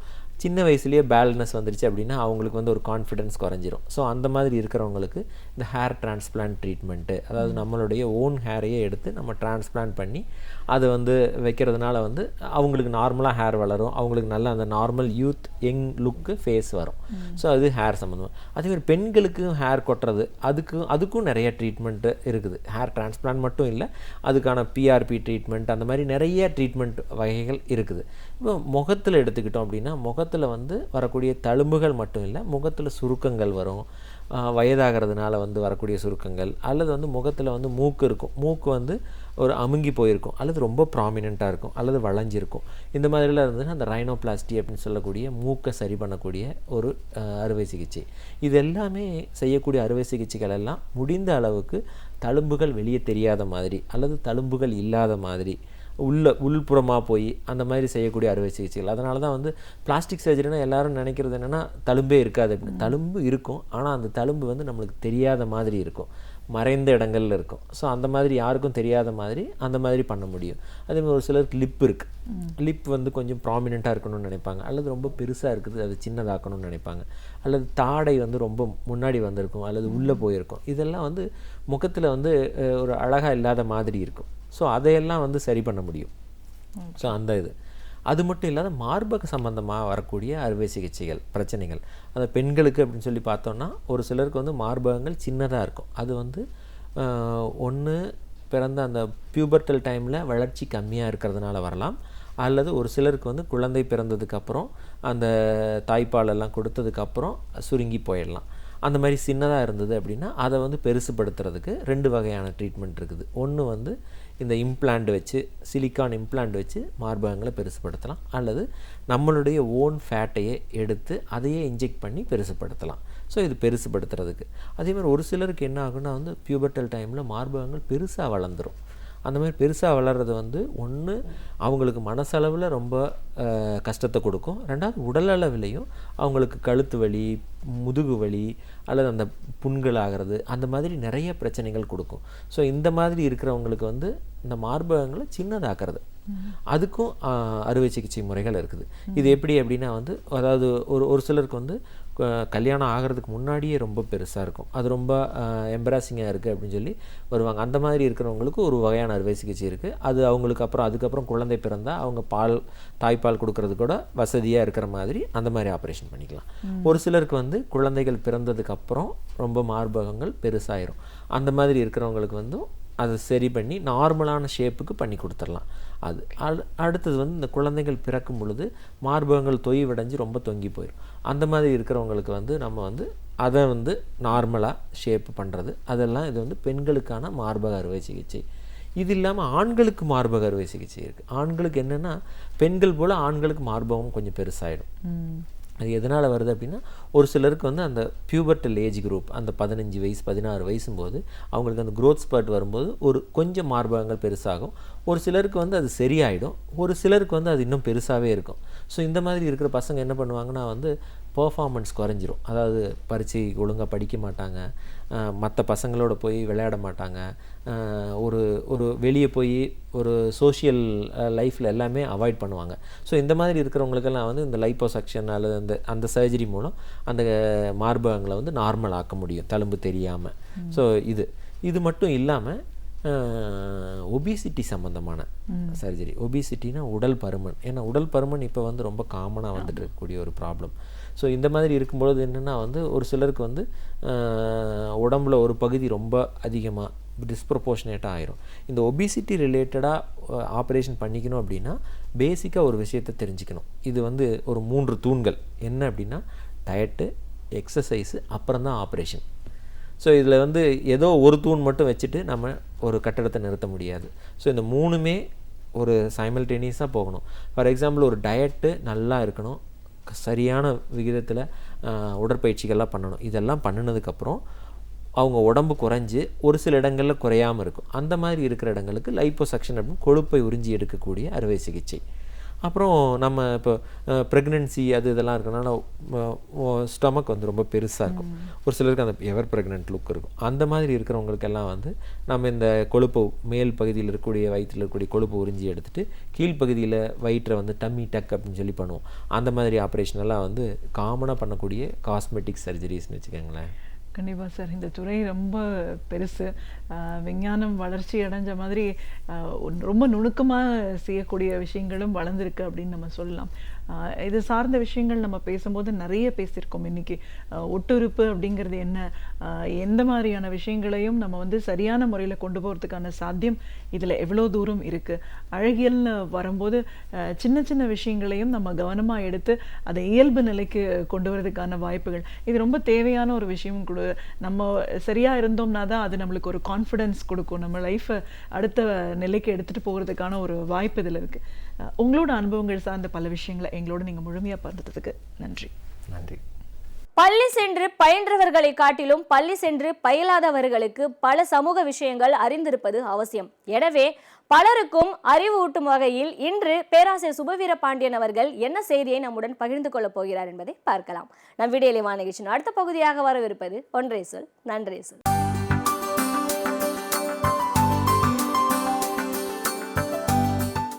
அனைவருக்கும் என் அன்பு வணக்கம். தமிழ்நாட்டில் இன்றைக்கு நடந்து கொண்டிருக்கிற அல்லது பாதியில் நின்று போயிருக்கிற அகழாய்வுகள் குறித்து எழுத்தாளர் கோவி லெனின் அவர்கள் ஒரு நல்ல கட்டுரையை எழுதியிருக்கிறார். இன்றைக்கு தமிழகத்தினுடைய பல இடங்களில் தொல்லியல் துறை அகழாய்வுகளை நடத்தி கொண்டிருக்கிறது. குறிப்பாக ஒரு மிகப்பெரிய அகழாய்வு மதுரைக்கு தெற்கே சிவகங்கை மாவட்டத்தில் கீழடி என்னும் இடத்தில் தொடங்க பெற்று பாதியிலேயே நின்று போயிருக்கிறது என்பதை நாம் அறிவோம். கீழடி அகழாய்வு முழுமையாக நிறைவேற்றப்படுமானால் பல்வேறு விதமான தொன்மையான சான்றுகள் அதில் கிடைக்க இருக்கின்றன. இதுவரையில் வந்திருக்கிற செய்திகளை பார்க்கிற போதே தமிழனினுடைய பழம்பெருமை, தொன்மை போன்றவைகளையெல்லாம் அந்த அகழாய்வின் மூலம் அறிந்து கொள்ள முடியும் என்கிற எண்ணம் எழுந்திருக்கிறது. ஆனால் என்ன காரணத்தினாலோ தோண்டப்பெற்ற பொருள்கள் தில்லிக்கு கொண்டு செல்லப்பட்டு அங்கேயே இந்த ஆய்வும் அப்படியே நிறுத்தி வைக்கப்பட்டிருக்கிறது. இந்த அகழாய்வு நிறைவு பெறுகிற போது தமிழனின் பெருமை வெளிவரும் என்கிற எண்ணத்தால், அப்படி அது வந்துவிடக்கூடாது என்கிற நோக்கத்தால் இந்த அகழாய்வு நிறுத்தப்பட்டிருக்கிறது என்று நாம் கருதவில்லை. ஆனாலும் ஏன் நிறுத்தப்பட்டிருக்கிறது என்கிற கேள்வி நமக்குள் பெரிதாக வெடிக்கிறது. இன்றைக்கு தமிழ்நாட்டில் பல அமைப்புகள், இயக்கங்கள் கீழடி அகழாய்வை தொடர வேண்டும் என்கிற கோரிக்கையை முன்வைத்திருக்கிறார்கள். அது ஆதிச்சநல்லூர் அகழாய்விலே கிடைத்த பொருள்களை ஒட்டியதாக இருக்கிறது.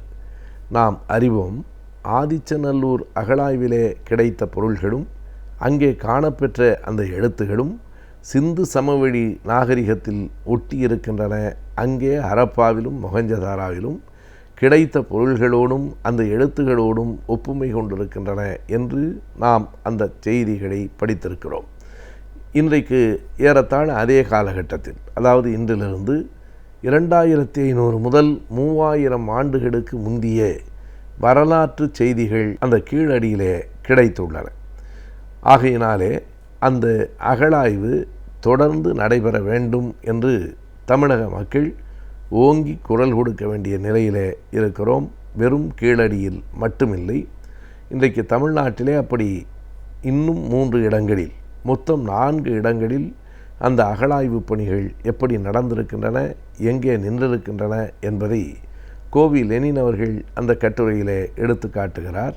குறிப்பாக திருவள்ளூர் மாவட்டத்தில் பெரும்புதூர் பட்டறை என்கிற இடத்தில் கிடைத்திருக்கிற அந்த மண் பாண்டங்கள் எல்லாம் மிக வியப்பாக இருக்கின்றன. அதிலே ஒன்று மண்பாண்டத்தால் ஆன மிகப்பெரிய கொள்கலன் என்று அவர் குறிப்பிடுகிறார். கொள்கலன் என்பது வேறொன்றுமல்ல, இன்றைக்கு ஆங்கிலத்திலே நாம் கண்டெய்னர் என்று சொல்லுகிற அதுதான். கண்டெய்னர் என்றால் பல்வேறு பொருள்களை அந்த கொள்கலனுக்குள் அடுக்கி இன்றைக்கு சரக்கு உந்துகளில் கண்டெய்னர் போவதை நாம் பார்த்திருக்கிறோம். அப்படிப்பட்ட கொள்கலன்கள் மண்ணால் ஆனவை இன்றைக்கு அந்த திருவள்ளூர் மாவட்டத்தில் கிடைத்திருக்கிறது. அதனுடைய நோக்கம் என்ன, அதனுடைய பயன்பாடு என்ன, மிக தெளிவாக புரிகிறது. அன்றைக்கு, அதாவது 2500 ஆண்டுகளுக்கு முன்னால் கிரேக்கத்துக்கும் நமக்கும் வணிக தொடர்பு இருந்தது. அந்த கிரேக்கத்துக்கு அனுப்புவதற்கான பொருள்கள் கெட்டு போகாமல் இருப்பதற்காக அனுப்புகிற வரையில் இந்த கொள்கலனில் வைக்கப்பட்டிருந்திருக்கக்கூடும் என்பதை தொல்லியல் ஆய்வாளர்கள் வெளிப்படுத்துகிறார்கள். எனவே அப்போதே கண்டெய்னர் என்று சொல்லப்படுகிற கொள்கலன் போன்றவைகளை உருவாக்குகிற நாகரிகம் மிகுந்த ஒரு சமூகம் தமிழ்நாட்டிலே இருந்திருக்கிறது என்பது குறிப்பிடத்தக்க செய்தி. உலகிலேயே அப்படிப்பட்ட நாகரிக வணிக வளர்ச்சி எங்கெங்கு இருந்திருக்கும் என்று நம்மால் சொல்ல முடியவில்லை. தமிழர்கள் மட்டும்தான் வளர்ந்திருக்கிறார்கள் என்று கூற வரவில்லை. இப்படி உலகத்திலே கிரேக்க நாகரிகம், ரோமாபுரி நாகரிகம், மெசபடோமியா நாகரிகம் என்று இன்றைக்கும் வரலாற்றில் குறிக்கப்பட்டிருக்கிற அந்த நாகரிகங்களுக்கு இணையாக 2500-3000 ஆண்டுகளுக்கு முன்னால் வளர்ந்திருக்கிற தமிழர் நாகரிகத்தை இந்த அகழாய்வுகள் முற்று பெறுகிற போது உலகம் அறியும்.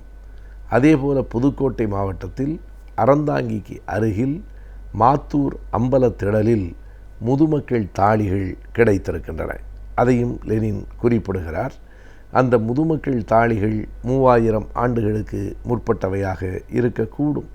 இவையெல்லாம் அந்த கரியமில படி ஆய்வுகள், அதாவது கார்போலித்திக் ஆய்வுகள் என்று சொல்லப்படுகிற அந்த சோதனைகள் முடிகிற போதுதான் அவற்றின் வயது என்ன என்பது தெளிவாக தெரியும்.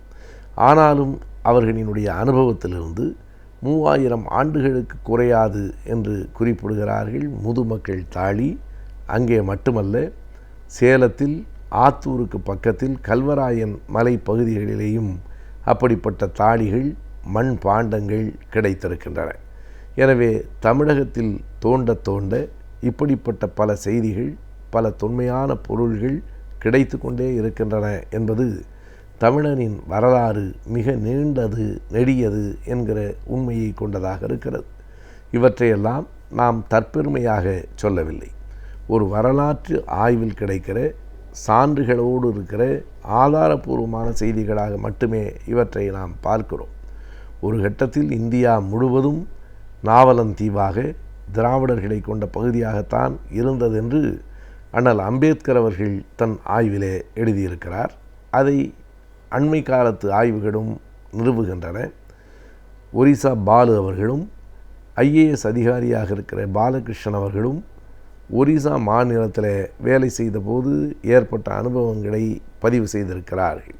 குறிப்பாக வடகிழக்கு மாநிலங்கள் அனைத்துக்கும் தமிழ்நாட்டோடு ஒரு நீண்ட தொடர்பு இருந்திருக்கிறது. கலிங்கம் என்பதும் ஒடிசாவின் ஒரு பகுதிதான் என்பதை நாம் அறிவோம். கலிங்கத்து பரணி போன்ற இதழ்கள், இலக்கியங்கள் நமக்கு அதைத்தான் சொல்லுகின்றன.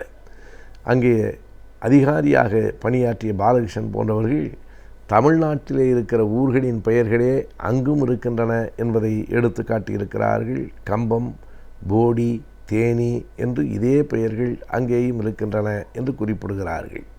எனவே தமிழகத்திற்கும் அந்த வடகிழக்கு மாநிலங்கள் வரையிலான அந்த பகுதிக்கும் ஒரு நீண்ட நெடுங்கால தொடர்பு இருந்திருக்கக்கூடும் என்பது புரிகிறது. எனவே நம்முடைய பழைய வரலாற்றை அறிந்து கொள்வதற்கு, உலகம் அறிய தருவதற்கு இந்த அகழாய்வு பணிகள் தொடர்ந்து நடக்க வேண்டும் என்று கோவில் லெனின் அவர்கள் எழுதியிருக்கிற செய்தி மிக முதன்மையானது. இதை தமிழ் மக்கள் உள்வாங்கி கொண்டு அதற்காக குரல் கொடுக்க வேண்டும் என்பது இன்றைய தேவையாக இருக்கிறது.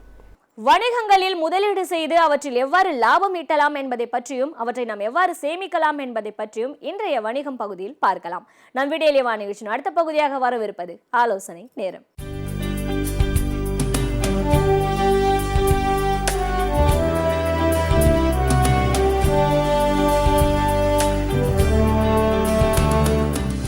வணக்கம்.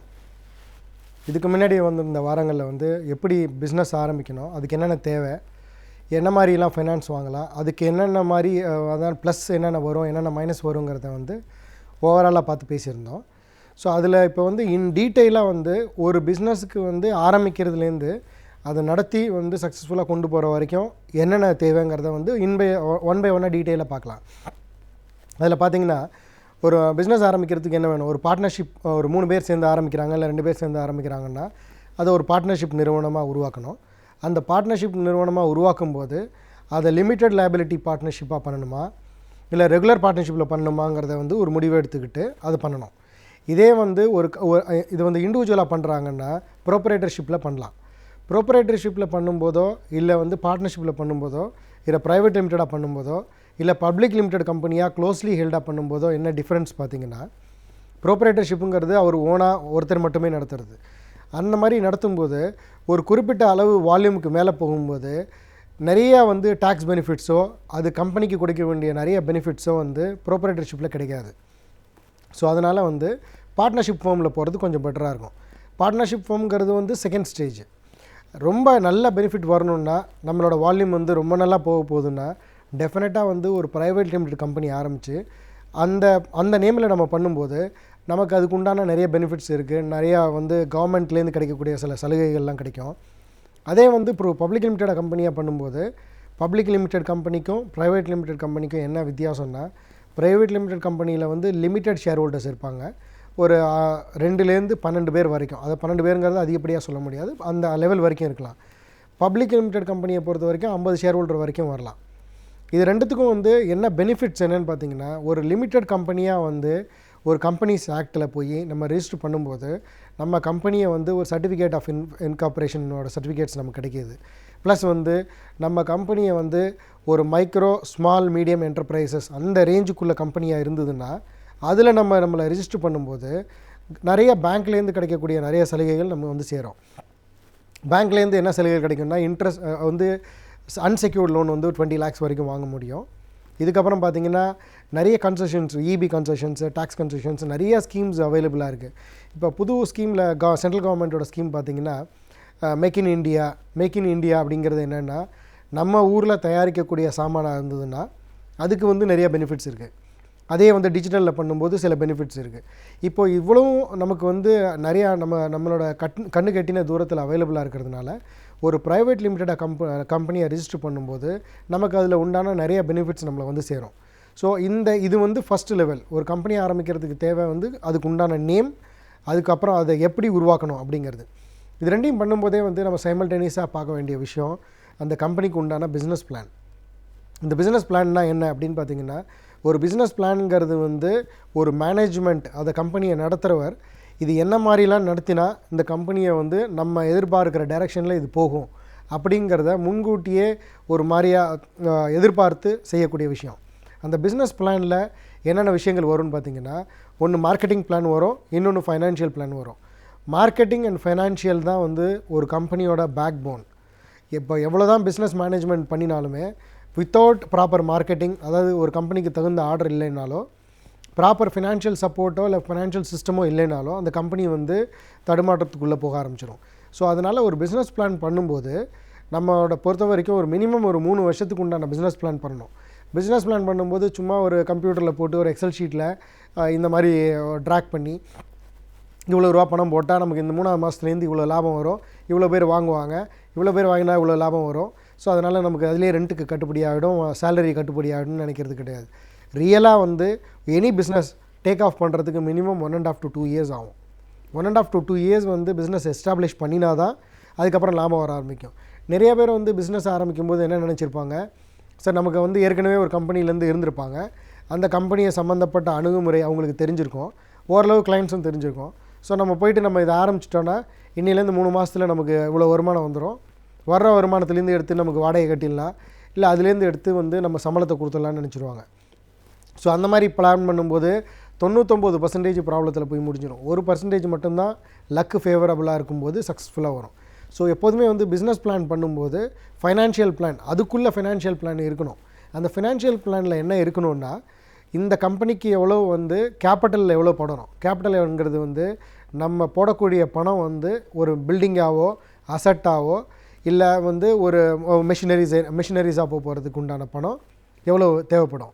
அதேமாரி எரியக்கூடிய பணங்கிறது வந்து என்ன சொல்லுவோம்னா பர்னிங் மணினா, இந்த நமக்கு ஒரு 1 yearலேருந்து இல்லை 2 year வரைக்கும் எவ்வளோ எக்ஸ்பெண்டிச்சர் நம்ம ஒர்க்கிங் கேபிட்டலுக்கு வேண்டியிருக்கோம், எவ்வளோ நம்ம அட்வர்டைஸ்மெண்ட்டுக்கு செலவு பண்ணுவோம், எவ்வளோ வந்து மார்க்கெட்டிங் ரிலேட்டடாக எக்ஸ்பெண்டிச்சர் பண்ணுவோம். இது வந்து ஒரு தடவை செலவு பண்ண பணம் திரும்ப வராது. இது எல்லாமே வந்து ரெக்கரிங் எக்ஸ்பெண்டிச்சர் உள்ளக்கூடியது.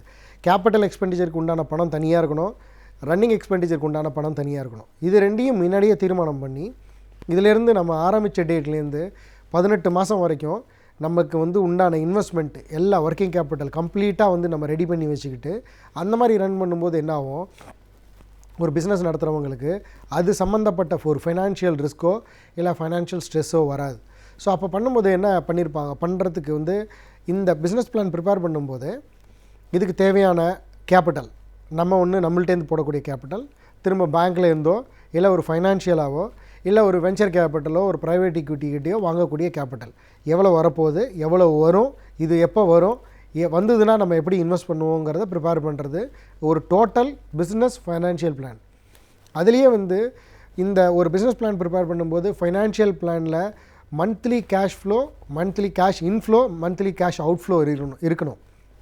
அப்படின்னா என்னென்னா, ஒரு மாதத்துக்கு நம்ம எவ்வளோ செலவு பண்ணிக்கிட்டே இருப்போம், ஒரு மாதத்துக்கு எவ்வளோ நமக்கு வருமானம் வரும், எந்த மாதத்தில் நமக்கு வந்து நம்மளோட காசு நமக்கு பிரேக் ஈவன் ஆகி உள்ளே வரும் அப்படிங்கிற கணக்கை வந்து, அதாவது பெசிமிஸ்டிக்கோ இல்லை ஆப்டிமிஸ்டிக்னு 2 வார்த்தை சொல்லுவாங்க. ஒன்று வந்து எதிர்பார்க்குற மாதிரி நடக்கிறது, இன்னொன்று வந்து கொஞ்சம் ரிஸ்க்கை கையில் வச்சுக்கிட்டு பண்ணுறது. அதாவது ஒரு 10 மாதத்தில் நடக்க வேண்டியது வந்து 14 மாதத்தில் நடந்ததுன்னா எப்படி ஆகும் அப்படிங்கிற பிளானில் அந்த ஃபைனான்ஷியல் பிளானை ரெடி பண்ணும்போது என்னாகும், ஒரு கம்ஃபர்ட் சுச்சுவேஷன் வரும், அந்த பிஸ்னஸை ரெகுலராக நடத்த முடியும். இப்போது ஒரு பிஸ்னஸில் வந்து ஒரு பிஸ்னஸ் ஓனருக்கு தேவையான விஷயம் வந்து ஆப்டிமிஸ்டிக் அப்ரோச்சும்பாங்க, அது நல்லா நடக்குங்கிற நம்பிக்கை இருக்கணும்.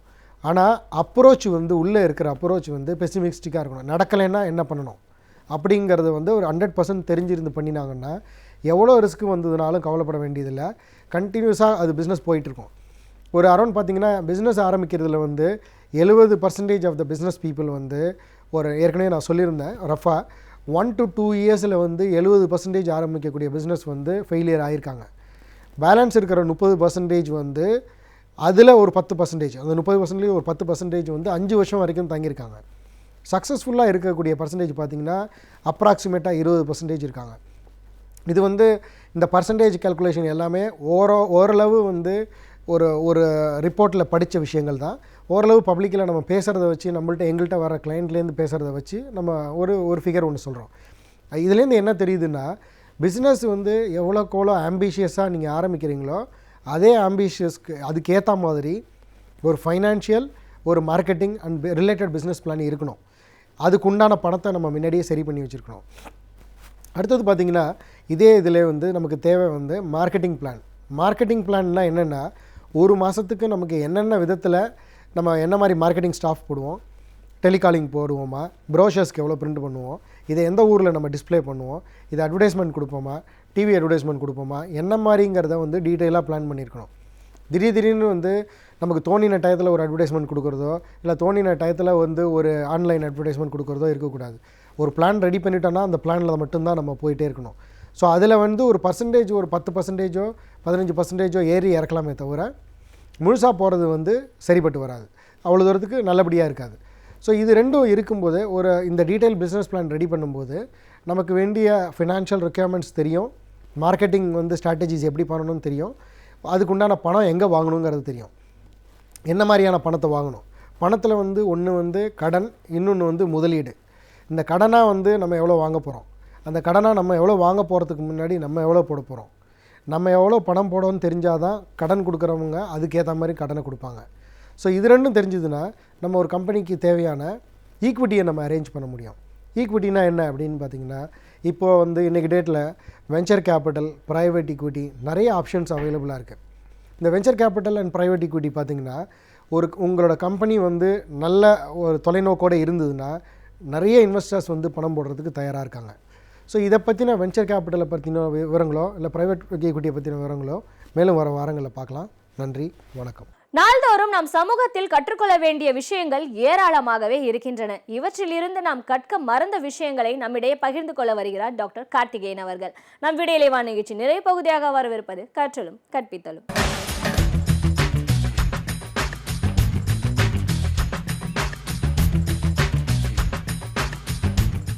என்ன நேயர்களே, விடியலைவா நிகழ்ச்சியில் வந்த அனைத்து பகுதிகளும் மிகவும்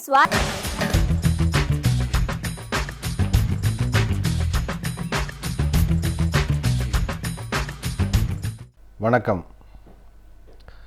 எப்போவுமே பொதுவாக இந்த அப்பா அம்மாக்கள்லாம் பசங்க சரியாக படிக்கிறது இல்லை அப்படின்னு சொல்கிறது வந்து ஒரு இயல்பான விஷயம் மாதிரி ஆயிடுச்சு. என் பையன் சரியாக படிக்கலை அப்படிங்கிறது மார்க்கை மட்டும் இல்லை, எது சும்மாவே இருக்கான், புக் எடுத்து படிக்க மாட்டேங்கிறான் அப்படின்னு. அதாவது இதில் என்ன ஒரு விஷயம்னு கேட்டால், வாசித்தல் அப்படிங்கிறது குறைஞ்சி வருது அப்படிங்கிறது பெற்றோர் பலருடைய எண்ணமாக இருக்குது. இது உண்மையா அப்படிங்கிறத பற்றி பார்க்கலாம், உண்மையான அதுக்கு என்ன செய்யலாங்கிறத பற்றி பார்க்கலாம். வாசிக்கிறது இல்லை, முன்ன மாதிரி புஸ்தகம் வந்து படிக்கிற பழக்கம் குறைஞ்சி போச்சு அப்படின்னு ஒரு தரப்பு சொல்கிறாங்க.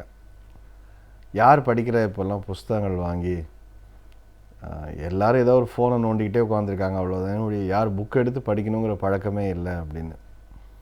இன்னொரு பக்கம் பார்த்திங்கன்னா, இந்த பக்கம் புத்தக சந்தை பெருசாக தான் இருக்குது. புக் ஃபேர்னு போட்டால் புத்தக கண்காட்சியில் அள்ளிட்டு போகிறாங்க புத்தகங்கள். இளைஞர்கள் நிறைய பேர் எழுதுகிறாங்க, நிறைய பேர் படிக்கிறாங்க, விவாதம் செய்கிறாங்க, ரெண்டும் நடந்துக்கிட்டு இருக்கு. அப்போ இதில் எது உண்மைன்னு பார்க்குறப்போ இங்கேயும் கொஞ்சம் உண்மை இருக்குது, அங்கேயும் உண்மை இருக்குது. என்ன கேட்டால், நம்ம இதில் கல்வி திட்டத்தில் வந்து படிக்கிறதுங்கிறத விட மார்க் வாங்குறதுக்கு முக்கியம் அதிகத்துவம் கொடுத்துட்டோம். அதாவது என்னென்னா சரியான விடை தெரிதல் அப்படிங்கிறது.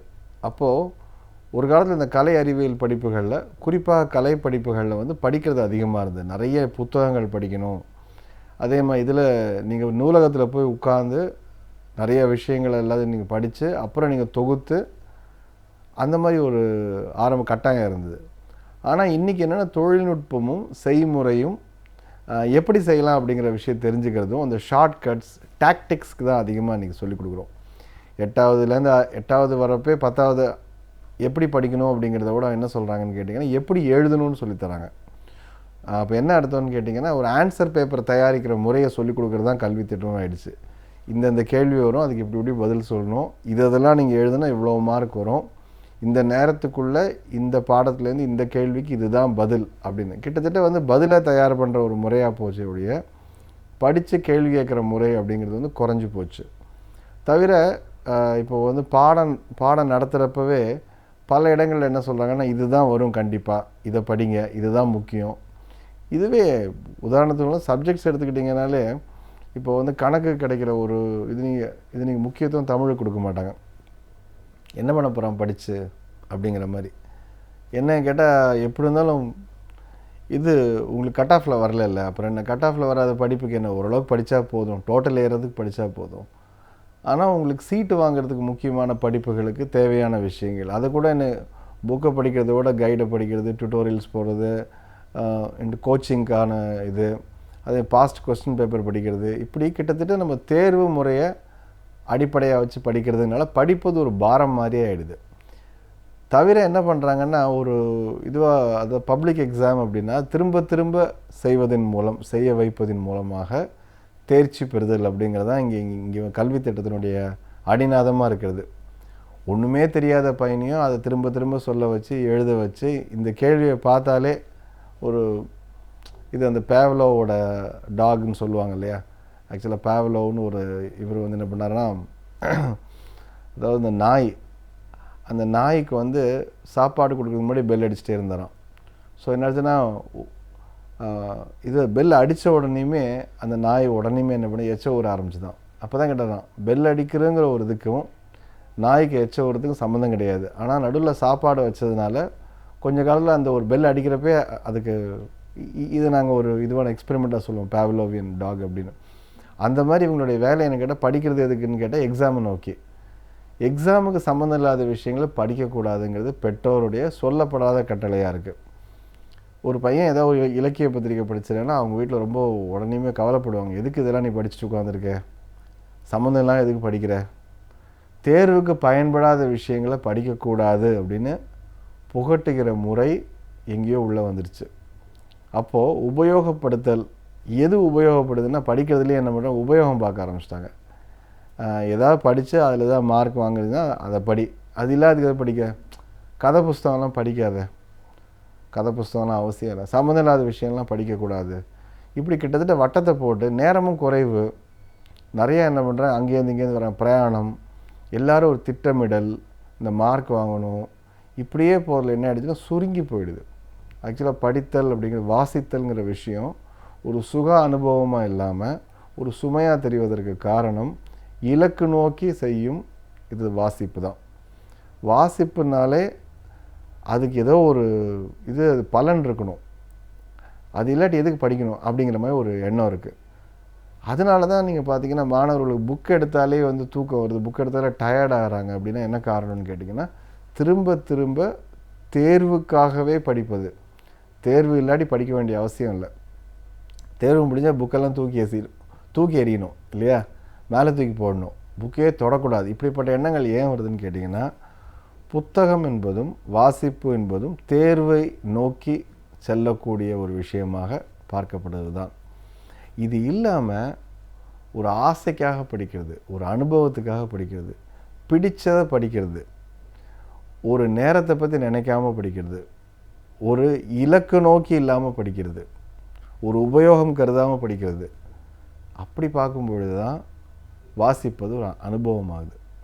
வாசிப்பது அனுபவமாகும் பொழுது தான் அதுவும் ஒரு நல்ல ஒரு என்ன சொல்ல மனதை ஈடுபாடு செய்யக்கூடிய ஒரு விஷயமாகவும் தேடி போகக்கூடிய ஒரு பொருளாகவும் மாறுது.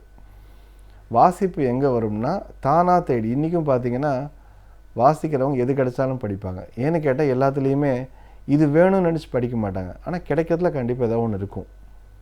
வாசிப்பு மெல்ல மெல்ல என்னை ஒரு மனுஷனை மேலே கொண்டு போகக்கூடிய விஷயம்.